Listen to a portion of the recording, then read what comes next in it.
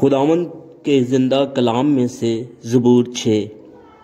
اے خداوند تو مجھے اپنے قہر میں نہ جھڑک اور اپنے غیظ و غضب میں مجھے تنبیہ نہ دے۔ اے خداوند مجھ پر رحم کر کیونکہ میں پز مردہ ہو گیا ہوں۔ اے خداوند مجھے شفا دے کیونکہ میری ہڈیوں میں بے قراری ہے، میری جان بھی نہایت بے قرار ہے۔ اور تو اے خداوند کب تک؟ لوٹ اے خداوند میری جان کو چھڑا، اپنی شفقت کی خاطر مجھے بچا لے، کیونکہ موت کے بعد تیری یاد نہیں ہوتی۔ قبر میں کون تیری شکر گزاری کرے گا؟ میں کراہتے کراہتے تھک گیا، میں اپنا پلنگ آنسوؤں سے بھگوتا ہوں۔